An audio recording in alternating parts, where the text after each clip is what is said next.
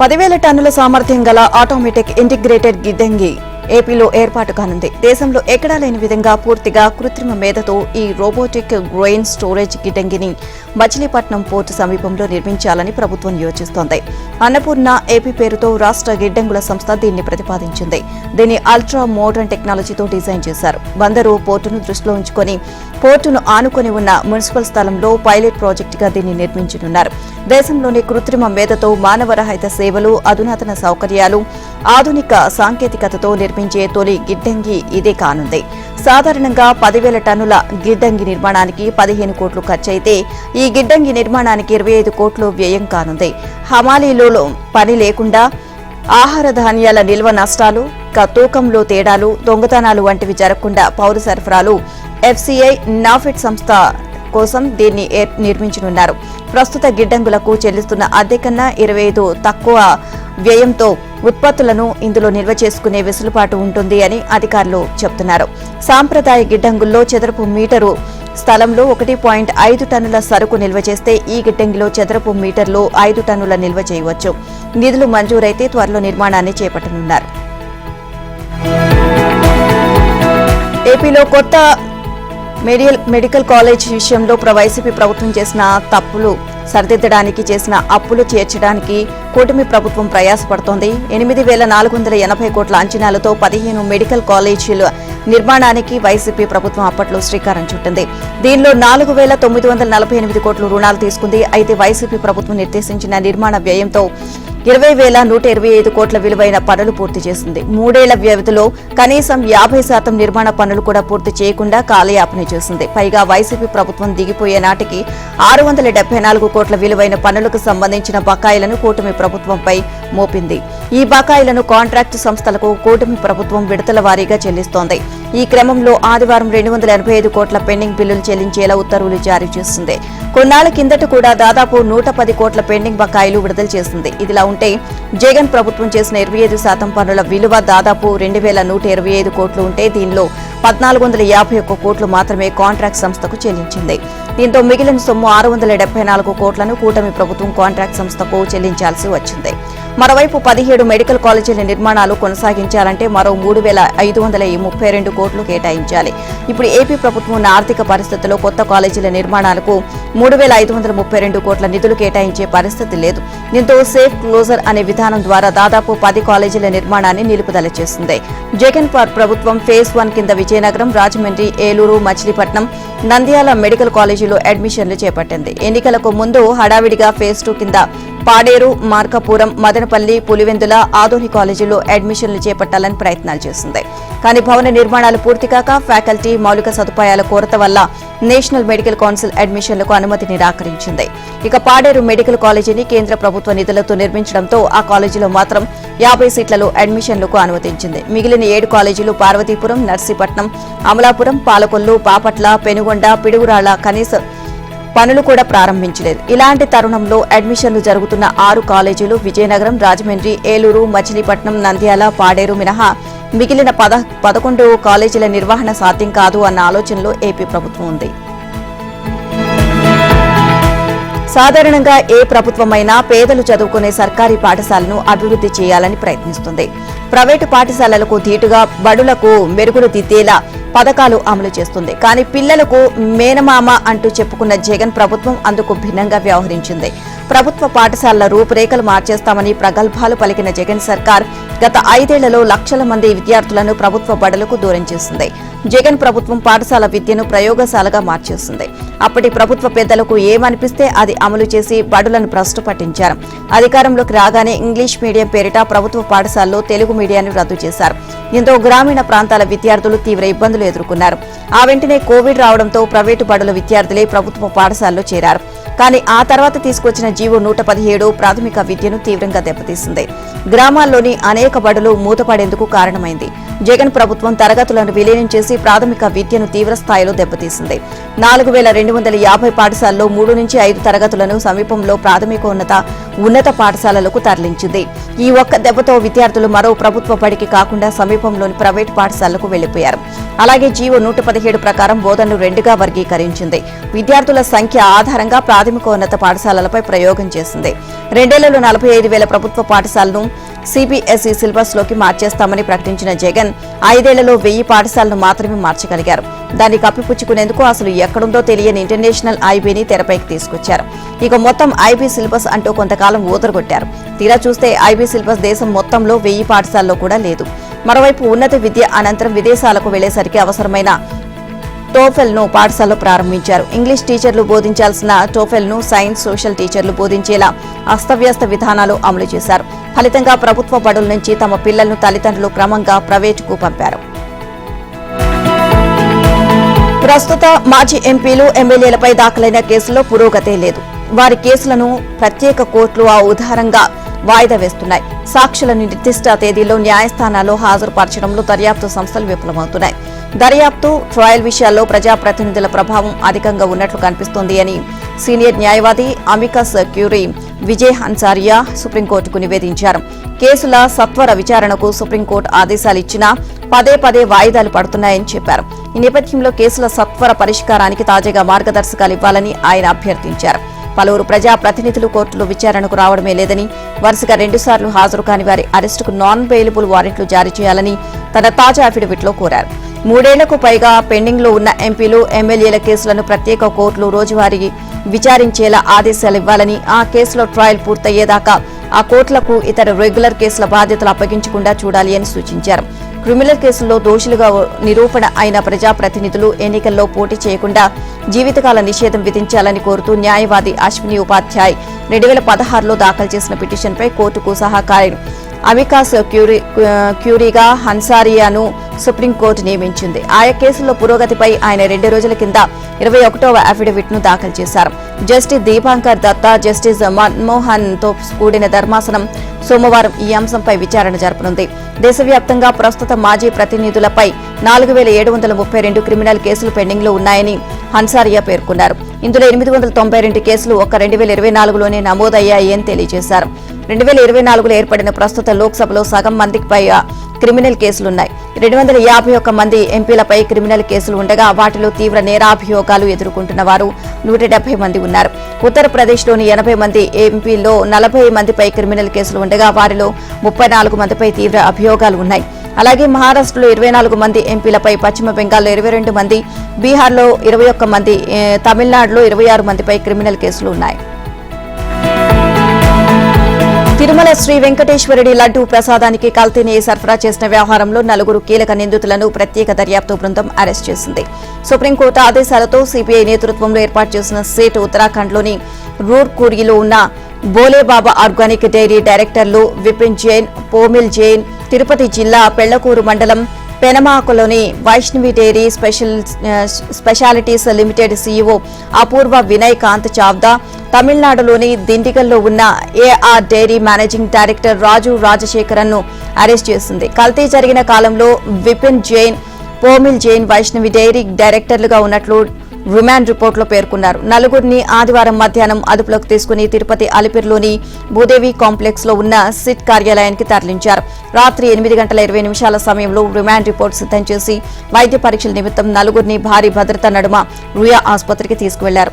వైద్య పరీక్షల అనంతరం రాత్రి 9:10 రెండవ అదనపు జ్యుడిషియల్ మెజిస్ట్రేట్ ప్రవీణ్ కుమార్ నివాసానికి తీసుకువెళ్లారు. కేసు విచారణాధికారిగా ఉన్న జిల్లా అదనపు ఎస్పీ వెంకట్రావు, ఏపీపీలు వారిని ఆయన ఎదుటి ప్రవేశపెట్టారు. రిమాండ్ రిపోర్టును పరిశీలించిన న్యాయాధికారి 4గురికి జ్యుడిషియల్ రిమాండ్ విధించారు. అనంతరం వారిని తిరుపతి సబ్ జైలుకు తరలించారు. పల్నాడు జిల్లా చిలుకలూరిపేట టీడీపీ కార్యాలయంలో మాజీ మంత్రి, స్థానిక శాసనసభ్యుడు ప్రతిపాటి పుల్లారావు చిలుకలూరిపేట పట్టణ టీడీపీ నాయకులు, కార్యకర్తల సమావేశం నిర్వహించారు. ఆలపాటి రాజేంద్ర ప్రసాద్ ను ఎమ్మెల్సీగా అఖండ మెజారిటీతో గెలిపించాలని పిలుపునిచ్చారు. ఈ నెల 27వ తేదీన జరగనున్న పట్టభద్రుల ఎమ్మెల్సీ అభ్యర్థిగా పోటీ చేస్తున్న ఆలపాటి రాజేంద్ర ప్రసాద్ ను గెలిపించడానికి ప్రతి ఒక్కరూ కృషి చేయాలని ఆయన అన్నారు. ప్రతి 30 మంది పట్టభద్రులకు ఒకరు బాధ్యత వహించి ప్రతి ఒక్క ఓటర్ను కలిసి తమ ఓటును ఆలపాటి రాజాకు తప్పనిసరిగా వేసే విధంగా చూడాలి అని అన్నారు. ప్రతి ఓటరు తమ మొదటి ప్రాధాన్యత ఓటు రాజాకు వేసేలా చూడాలి అన్నారు. అలాగే ముఖ్యమంత్రి చంద్రబాబు నాయుడు రాష్ట్ర అభివృద్ధికి చేస్తున్న కృషిని ప్రతి ఓటరుకు తెలియజేయవలసిన బాధ్యత మనపై ఉంది అని ఆయన తెలియజేశారు. ఆలపాటి రాజా 90% పైగా ఓట్లు పడేలా చేసి ఆయన్ను అఖండ మెజారిటీతో గెలిపించేందుకు ప్రతి ఒక్కరూ కృషి చేయాలని ఆయన కోరారు. ఈ సమావేశంలో కూటమి నాయకులు, కార్యకర్తలు పాల్గొన్నారు. రాజ్యాంగపరమైన హక్కుల సాధనకు దక్షిణాది రాష్ట్రాలు ఏకం కావాలని తెలంగాణ ముఖ్యమంత్రి రేవంత్ రెడ్డి పిలుపునిచ్చారు. జనాభా దామాష పద్ధతిలో నియోజకవర్గాల పునర్విభజనకు కేంద్రంలోని మోదీ సర్కార్ చేస్తున్న ప్రయత్నాలను తిప్పికొట్టాలన్నారు. జనాభా ప్రకారం నియోజకవర్గాల పునర్విభజన జరిగితే దక్షిణాది రాష్ట్రాలు లోక్సభ స్థానాలు తగ్గుతాయని, బీహార్, మధ్యప్రదేశ్, రాజస్థాన్, ఉత్తరప్రదేశ్ వంటి బీమారు రాష్ట్రాల్లో గెలిచే సీట్లతోనే కేంద్రంలో ప్రభుత్వాన్ని ఏర్పాటు చేయవచ్చు అని, దక్షిణాది రాష్ట్రాలపై ఆధారపడాల్సిన అవసరమే పార్టీలకు ఉండదు అని ఆందోళన వ్యక్తం చేశారు. ఆదివారం తిరువనంతపురంలో జరిగిన మాతృభూమి ఇంటర్నేషనల్ ఫెస్టివల్ ఆఫ్ లైటర్స్ సదస్సులో సీఎం రేవంత్ రెడ్డి పాల్గొన్నారు.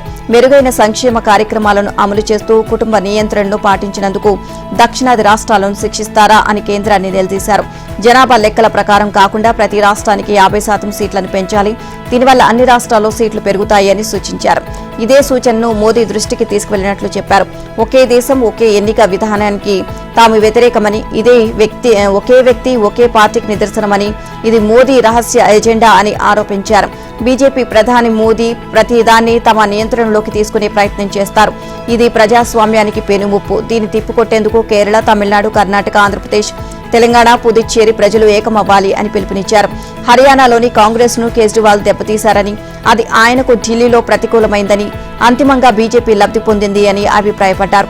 రాష్ట్రాలను తన ఆధీనంలోకి తీసుకొచ్చేందుకు మోదీ సర్కార్ కుట్ర పన్నుతోంది అని రేవంత్ రెడ్డి ఆరోపించారు. రాష్ట్రం అనేది ఒక యూనిట్, రాష్ట్రాల సమైక్య దేశం.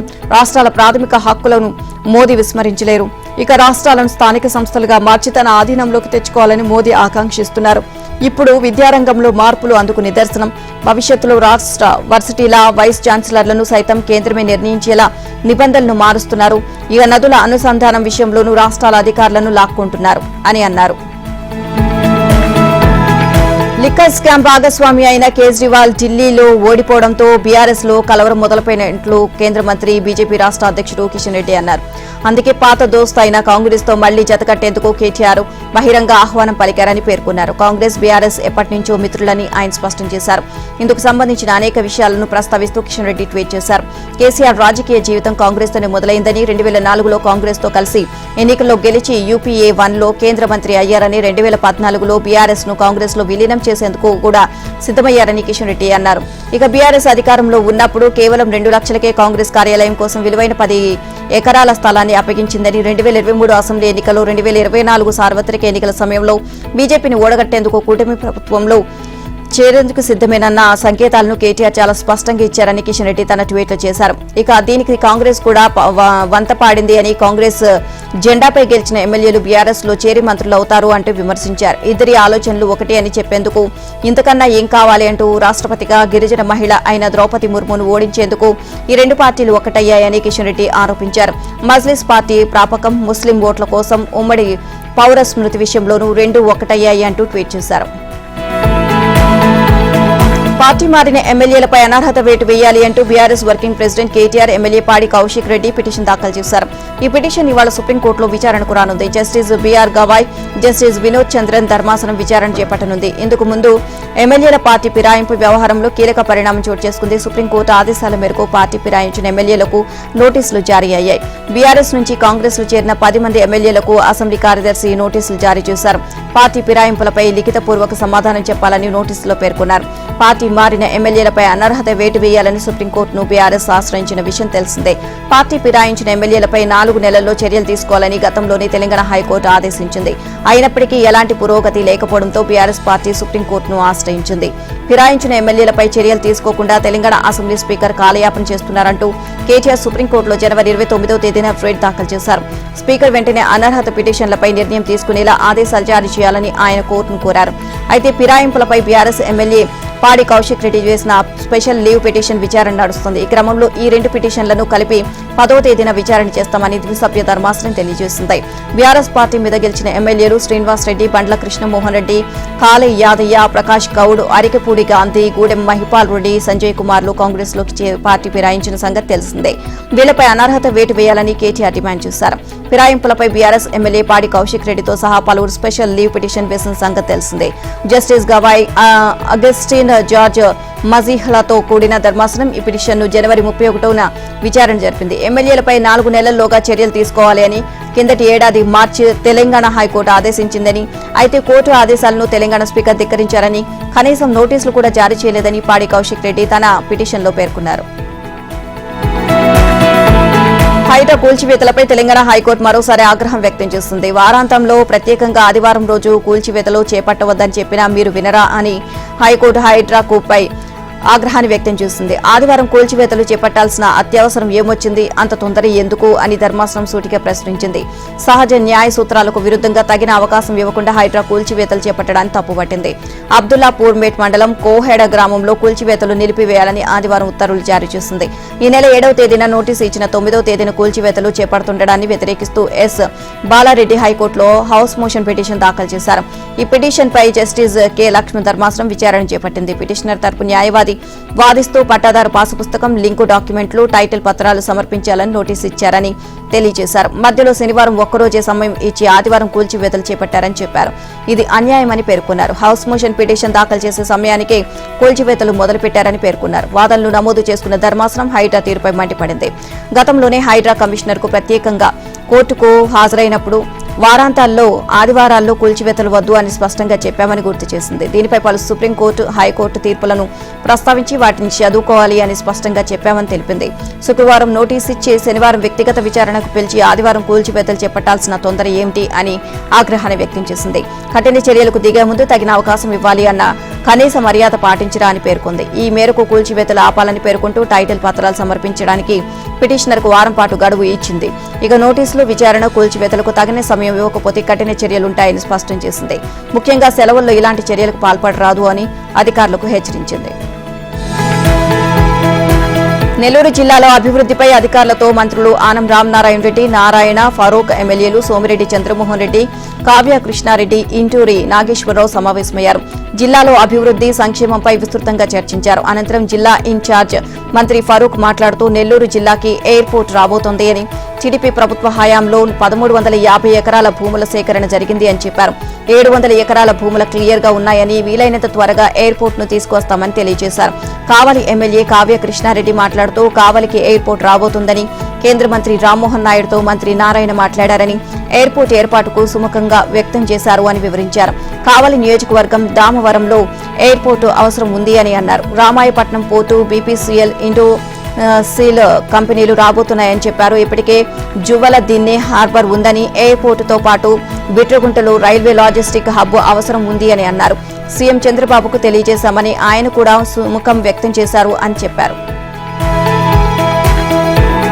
చిలుకూరు బాలాజీ ఆలయ ప్రధాన అర్చకుడు సిఎస్ రంగరాజన్ పై రామరాజ్యం అనే సంస్థ ప్రతినిధులు దాడికి పాల్పడ్డారు. అంతేకాకుండా రామరాజ్య స్థాపనకు కృషి చేయడం లేదు అంటూ దూషించారు. ఈ ఘటనపై ఆలయ managing committee chairman MP Soundararajan ఇచ్చిన ఫిర్యాదు మేరకు మొయినాబాద్ పోలీసులు కేసు నమోదు చేశారు. పోలీసుల కథనం ప్రకారం ఆంధ్రప్రదేశ్లోని తూర్పు గోదావరి జిల్లాకు చెందిన వీర రాఘవరెడ్డి అనే వ్యక్తి శుక్రవారం 20 మంది రామరాజ్యం సభ్యులతో కలిసి చిలుకూరుకు వచ్చారు. నేరుగా బాలాజీ ఆలయ ప్రాంగణంలోకి రంగరాజన్ ఇంటికి వెళ్లిన వీర రాఘవరెడ్డి రామరాజ్య స్థాపనకు సహకరించాలని, ఉగాదిలోగా తాను ఏర్పాటు చేయాలి అనుకుంటున్న రామరాజ్య సైన్యానికి ఆర్థిక సాయం చేసి చిలుకూరు ఆలయాన్ని తనకు అప్పగించాలి అంటూ రంగరాజన్ను బెదిరించారు. లేని పక్షంలో అంతు చూస్తాను అంటూ హెచ్చరించారు. దానికి రంగరాజన్ తీవ్రంగా స్పందిస్తూ తాను నిబంధనల ప్రకారమే నడుచుకుంటాను అని, అడ్డదారిలో ఎవరికి సహకరించేది లేదు అని తేల్చి చెప్పారు. దాంతో వీర రాఘవరెడ్డి ఆయనపై చేయి చేసుకున్నారు. రంగరాజన్ను ఓ మూలను కూర్చోబెట్టి తనకొచ్చిన శ్లోకాలు, పద్యాలను వల్లిస్తూ కాలం చెల్లిన భారతీయ శిక్షాస్మృతి ఐపీసీ, భారతీయ నేర శిక్షాస్మృతి సిఆర్పీసీలోని పలు సెక్షన్లను గురించి చెబుతూ దూషించారు. రంగరాజన్ ఫిర్యాదుతో కేసు నమోదు చేసుకున్న పోలీసులు దర్యాప్తు చేపట్టి నిందితుల కోసం గాలింపు చేపట్టారు. శీతాకాలం పోయి వేసవి సీజన్ వచ్చే క్రమంలో ఒక్కసారిగా ఎండ తీవ్రత పెరిగింది. ప్రజలు ఉక్కిరిబిక్కిరవుతున్నారు. ఫిబ్రవరి ప్రారంభం నుంచే మాడు పగిలే ఎండలు కాస్తున్నాయి. ఇక ఏప్రిల్, మే నెలలో ఎలా ఉంటుందోనని ప్రజలు ఆందోళన వ్యక్తం చేస్తున్నారు. అయితే ఒక సీజన్ నుంచి మరో సీజన్లోకి వెళ్లే క్రమంలో గాలులు పరివర్తనం చెంది ఒక్కసారిగా పొడి వాతావరణం నెలకొనడం సాధారణమేనని వాతావరణ నిపుణులు పేర్కొంటున్నారు. ఈ నెలలో వాతావరణం పొడిగా మారడంతో ఆకాశం నిర్మలంగా మారి సూర్యకిరణాలు నేరుగా భూమిని తాకడంతో ఎండ పెరుగుతుంది అన్నారు. ఈశాన్య రుతుపవనాల సీజన్లో సముద్రం నుంచి గాలులు భూ ఉపరితలంపైకి వీస్తుంటాయని అన్నారు. ఈశాన్య సీజన్ ముగిసిన తర్వాత గాలులు ఒకే దిశలో కాకుండా అన్ని వైపుల నుంచి వీస్తుండటంతో పాటు వేగం మందగించింది. వర్షాలు కురిసే పరిస్థితులు లేకపోవడంతో ఉష్ణోగ్రతలు సాధారణానికి మించి నమోదవుతున్నాయి. ఈ నెలాఖరు వరకు ఇటువంటి వాతావరణ పరిస్థితులు కొనసాగుతాయని వాతావరణ అధికారి సముద్రాల జగన్నాథ్ కుమార్ పేర్కొన్నారు. ఇదిలా ఉండగా ఆదివారం రాష్ట్రంలో ఎండ తీవ్రత కొనసాగింది. పగటి ఉష్ణోగ్రతలు సాధారణం కంటే 2 నుంచి 4 డిగ్రీలు ఎక్కువగా నమోదయ్యాయి. కర్నూలులో 36.4 డిగ్రీల గరిష్ట ఉష్ణోగ్రత నమోదైంది. శ్రీశైలం మహాక్షేత్రంలో ఈ నెల 19 నుంచి మహాశివరాత్రి బ్రహ్మోత్సవాలు ప్రారంభం కానున్నాయి. ఈ నేపథ్యంలో ఇవాళ ఏపీ మంత్రుల బృందం శ్రీశైలంలో మహాశివరాత్రి బ్రహ్మోత్సవాల ఏర్పాట్లపై సమీక్షా సమావేశం నిర్వహించనుంది. ఈ నెల 26న మహాశివరాత్రి పర్వదినం కావడంతో ఏపీ సీఎం చంద్రబాబు నాయుడు రాష్ట్ర ప్రభుత్వం తరపున శ్రీ భ్రమరాంబ సమేత మల్లికార్జున స్వామి వారికి పట్టు వస్త్రాలు సమర్పించనున్నారు. అయితే రాష్ట్ర ప్రభుత్వం తరపున గడిచిన కాలంలో మహాశివరాత్రి బ్రహ్మోత్సవాలకు శ్రీశైలం శ్రీ స్వామి అమ్మవారికి మంత్రి స్థాయిలో కానీ స్థానిక ఎమ్మెల్యేలు కానీ అమ్మవారికి ప్రభుత్వం తరపున పట్టు వస్త్రాలు సమర్పించేవారు. అయితే ఈ మహాశివరాత్రి బ్రహ్మోత్సవాల్లో స్వయంగా ఏపీ సీఎం చంద్రబాబు స్వామి అమ్మవారికి ఈ నెల 23న పట్టు వస్త్రాలు సమర్పించేందుకు శ్రీశైలం రావడం రాష్ట్రానికి శుభ సూచకంగా అర్చకులు, వేద పండితులు, స్థానికులు, అధికారులు భావిస్తున్నారు. ఈ నేపథ్యంలో ముఖ్యమంత్రి పర్యటనలో భాగంగా భక్తుల ఏర్పాట్లు, శ్రీశైలం దేవస్థానం అభివృద్ధి, భద్రతాపరమైన అంశాలపై ఏపీ మంత్రుల బృందం శ్రీశైలంలో సమీక్షా సమావేశం నిర్వహిస్తున్నట్లు అధికారులు తెలియజేశారు. మధ్యాహ్నం 3 గంటల సమయంలో జిల్లా అధికారులు, మంత్రులు పయ్యావుల కేశవ్, ఆనం రామనారాయణ రెడ్డి, అనగాని సత్యప్రసాద్, హోంశాఖ మంత్రి అనిత, ఎన్ఎంజీ ఫరూక్, బీసీ జనార్దన్ రెడ్డిలతో పాటు శ్రీశైలం ఎమ్మెల్యే బుట్ట రాజశేఖర రెడ్డి, ఎంపీ శబరి, కర్నూలు, నంద్యాల, ప్రకాశం జిల్లా ఉన్నత స్థాయి అధికారులు ఈ సమావేశంలో హాజరు కానున్నారు. ఈ నెల 19న మహాశివరాత్రి బ్రహ్మోత్సవాలు ప్రారంభమై మార్చి 1న ముగియనున్న నేపథ్యంలో మహాశివరాత్రి బ్రహ్మోత్సవాల్లో భక్తులకు ఎటువంటి ఇబ్బందులు కలగకుండా చూడాలని భక్తుల ఏర్పాట్లపై ముఖ్యమంత్రి చంద్రబాబు దృష్టి సారించారు. శ్రీశైలం భ్రమరాంబికాదేవిపై భక్తితో పట్టుచీరపై 108 లలితా సహస్రనామాలు రాసి వాటిని ఎంబ్రాయిడరీ చేసి బాపట్ల జిల్లా చీరాలకు చెందిన ఓ మహిళ తన భక్తిని చాటుకుంది. ఇక పట్టణంలోని పాపరాజు తోటకు చెందిన చండూరి సరస్వతి భ్రమరాంబ సేవా సమితి తరపున శ్రీశైలంలో జరిగే వివిధ కార్యక్రమాల్లో పాల్గొన్నారు. అక్కడ వారు చేసే కార్యక్రమాలు చూసి తాను అమ్మవారికి ఏదైనా వినూత్నంగా సమర్పించాలని అనుకుంది. అందుకు ఆమెకు వచ్చిన ఎంబ్రాయిడరీతో పట్టుచీరపై లలితా సహస్రనామాలు రాసి అమ్మవారికి ఇవ్వాలని సంకల్పించుకున్నారు. తన నిర్ణయాన్ని కుటుంబ సభ్యులకు చెప్పి గత సంవత్సరం మార్చిలో ప్రారంభించి ఈ ఏడాది జనవరిలో పూర్తి చేశారు. నిత్యం పూజ చేసి నియమనిష్టలతో దీన్ని చేపట్టేవారు. మొదట పెన్సిల్తో చీరపై లలితా సహస్రనామాలు రాసి తర్వాత దాన్ని ఎంబ్రాయిడరీ చేసేవారు. ఈ క్రమంలో చిన్నపాటి సమస్యలు ఎదురైనా అనుకున్న లక్ష్యాన్ని పూర్తి చేశారు. ఈ చీరను ఈ నెల 12వ తేదీన మాఘమాసం పౌర్ణమి రోజు అమ్మవారికి సమర్పించనున్నట్లుగా ఆమె తెలియజేశారు. ఎన్టీఆర్ జిల్లా కంచికచర్లలో దారుణమైన ఘటన చోటు చేసుకుంది. స్నేహం పేరుతో ఓ యువకుడు యువతికి దగ్గరై మాయమాటలు చెప్పి అత్యాచారం చేశాడు. ఆ సమయంలో యువతిని నగ్నంగా ఫోటోలు తీసి బ్లాక్మెయిల్ చేస్తూ వేధించాడు. ఈ ఫోటోలు స్నేహితులకు చేరడంతో అతడి స్నేహితుడు కూడా ఆమెను లైంగికంగా వేధించినట్లు పోలీసులకు బాధితురాలు ఫిర్యాదు చేసింది. దీంతో రంగంలోకి దిగిన పోలీసులు నిందితులను అరెస్ట్ చేశారు. ఎన్టీఆర్ జిల్లా కంచికచర్లలోని ఇంజనీరింగ్ కాలేజీలో చదువుతున్న ఓ యువతి సమీప గ్రామం పరిటాల్లో తోటి విద్యార్థినులతో కలిసి ఉంటూ చదువుకుంటోంది. అదే గ్రామానికి చెందిన హుసేన్ అనే యువకుడితో ఆమెకు స్నేహం ఏర్పడింది. కొద్ది రోజులకే స్నేహం మరింత దగ్గరైంది. దీన్ని ఆసరాగా తీసుకున్న హుసేన్ మాయమాటలతో యువతిపై అత్యాచారం చేశాడు. దీంతో ఆగకుండా ఆమెను నగ్నంగా చిత్రీకరించి వాటిని తన వద్ద భద్రపరిచాడు. ఇక ఆ ఫోటోలతో యువతిని బ్లాక్మెయిల్ చేయడం ప్రారంభించాడు. అతనితో పాటు అతని మిత్రులు కూడా ఈ ఫోటోలు చూసి యువతిని బెదిరించడం ప్రారంభించారు. హుసేన్ బయటకు వెళ్లిన సమయంలో అతని స్నేహితుడు సిద్ధు కూడా ఆమెను భయపెట్టి అత్యాచారానికి పాల్పడ్డాడు. ఆ తర్వాత కూడా ఆమె వారిని ఎన్నిసార్లు ప్రాధేయపడినా వారు కనికరించలేదు. తాను చెప్పినట్లు వినుకుంటే సోషల్ మీడియాలో పెడతానని చెప్పడంతో ఆ యువతి ఆ వేధింపులు తట్టుకోలేక పోలీసులను ఆశ్రయించింది. బాధితురాలి ఫిర్యాదు ఆధారంగా కేసు నమోదు చేసిన పోలీసులు నిందితులను అరెస్ట్ చేసి దర్యాప్తు ప్రారంభించారు. బీటెక్ 2వ సంవత్సరం చదువుకున్న విద్యార్థినిపై అత్యాచారం జరిగింది వాస్తవమేనని అన్నారు. ఈ ఘటనకు సంబంధించి ముగ్గురిని గుర్తించామని, ఈ ఘటనలో ప్రథమ ముద్దాయి సిద్ధు కాగా 2వ ముద్దాయి విద్యార్థిని లవర్ హుసేన్, అతనికి సహకరించిన ప్రభుదాస్ ను 3వ ముద్దాయి కింద కేసు నమోదు చేశామని ఏసీపీ తిలక్ తెలియజేశారు. రాష్ట్ర ప్రభుత్వం అమలు చేస్తున్న ఇందిరమ్మ ఇళ్ల పథకం అమలుకు ఎమ్మెల్సీ ఎన్నికల కోడ్తో ఆటంకం ఏర్పడింది. కోడ్ ముగిసిన తర్వాతే మళ్లీ కొత్తగా ఇందిరమ్మ ఇళ్లు మంజూరు కానున్నాయి. దీని ప్రకారం కొత్తగా ఖరారు చేసిన లబ్ధిదారులకు మార్చిలో ఇళ్లు మంజూరు అవుతాయని తెలుస్తోంది. అయితే రాష్ట్ర ప్రభుత్వం జనవరి 26న ప్రారంభించిన 4 పథకాల్లో భాగంగా ఇందిరమ్మ ఇళ్ల పథకం కింద రాష్ట్ర వ్యాప్తంగా 71,500 మంది లబ్ధిదారులకు ఇళ్ల మంజూరు పత్రాలను అందించింది. ఈ పత్రాలు అందుకున్న వారు ఇంటిని నిర్మించుకునేందుకు ఎలాంటి ఆటంకాలు లేవు. దరఖాస్తుదారుల్లో మళ్లీ కొత్తగా అర్హులను చేర్చి వారికి మంజూరు పత్రాలను ఇవ్వడానికి మాత్రమే కోడ్ వల్ల ఇబ్బంది తలెత్తిందని, అందువల్లే కొత్త ఇళ్లు మంజూరు చేపట్టడం లేదు అని తెలియజేసింది. కొత్త లబ్ధిదారులను ఖరారు చేసిన తర్వాత వారికి అందించే మంజూరు పత్రాల కోసం మళ్లీ ఉత్తర్వులు ఇవ్వాల్సి ఉంటుంది. కోడ్ నిబంధనల ప్రకారం కొత్తగా ఉత్తర్వులు ఇచ్చేందుకు అవకాశం లేదని ప్రభుత్వ వర్గాలు అంటున్నాయి. ఎన్నికల కోడ్ అమలులోకి వచ్చినప్పుడు సాధారణంగా ప్రభుత్వ పథకాలను అమలు చేసేందుకు అవకాశం ఉండదని అధికార వర్గాలు అంటున్నాయి. ఏపీలో పలు ప్రాంతాలను దొంగల భయం వెంటాడుతోంది. ఉత్తరప్రదేశ్, మధ్యప్రదేశ్ నుంచి వచ్చి మరి ఇక్కడ ఇళ్లలో దూరి బంగారం, నగదు దోచుకు వెళ్లిపోతున్నారు. తార్, బచాడే, బురియా, చంబా పార్తు గ్యాంగులు వరుస దొంగతనాలకు పోలీసులను కంటి మీద కునుగు లేకుండా చేస్తున్నాయి. ఏలూరు, పల్నాడు, అనంతపురం, తిరుపతి ఇలా 3 వారాల్లో 4 భారీ దొంగతనాలు జరిగాయి. దొంగల కోసం యూపీ, రాజస్థాన్ వరకు వెళ్లి గాలించిన ఏలూరు పోలీసులు 2 వారాల పాటు కష్టకష్టాలు పడి బంగారం, వెండి రికవరీ చేశారు. సాంకేతిక పరిజ్ఞానం ఉపయోగించిన అనంతపురం పోలీసులు దేశంలోని పేరు మోసిన ధార్ మధ్యప్రదేశ్ గ్యాంగ్ గుట్టురాటు చేశారు.